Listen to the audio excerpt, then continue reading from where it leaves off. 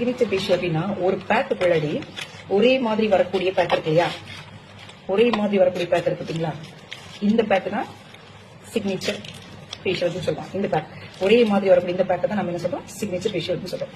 So இதுல முக்கியம் நம்ம ஃபாலோ பண்ண வேண்டிய விஷயம் என்னன்னா, இந்த பேக்கு பின்னாடி டைம் கொடுத்துருப்பாங்க. கிளென்சர் எவ்வளவு டைம், ஸ்க்ரப் எத்தனை மினிட், அப்புறம் வந்து கிரீம், ஜெல் இதெல்லாம் வந்து எவ்வளவு மினிட்ஸ் நம்ம யூஸ் பண்ணணும் அப்படிங்கிறது கொடுத்துருப்பாங்க. ஸோ அதை நம்ம கண்டிப்பா ஃபாலோ பண்ணணும். இதெல்லாம் மட்டும் இல்ல, எல்லா ஃபேஷியல் கிட்லயுமே நம்ம கொடுத்துருப்பாங்க. எல்லா கிட்லயுமே டைமிங் கொடுத்துருப்பாங்க. சின்ன கிட் பெரிய கிட் அப்படின்னு இல்லை, எல்லா கிட்லயுமே டைமிங் கொடுத்துருப்பாங்க.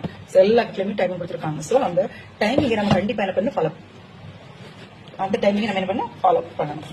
இதுலயும் கிளென்ஸ் எவ்வளவு டைம், ஸ்க்ரப், கிரீம், பேக்கு எல்லாமே எல்லாம் வந்து என்ன டைம்ஸ் நம்ம யூஸ் பண்ணணும் அப்படின்னு அது கண்டிப்பா நம்ம வந்து ஃபாலோ பண்ணணும்.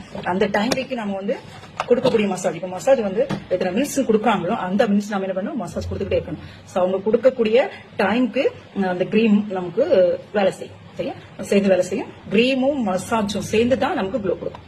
சரியா, beautician, nail art, flower making, artificial flower making, sorry preparing எல்லா கிளாஸும் போயிட்டு இருக்கு. ஆன்லைன் ஆஃப்லைன் ரெண்டுமே போயிட்டு இருக்கு.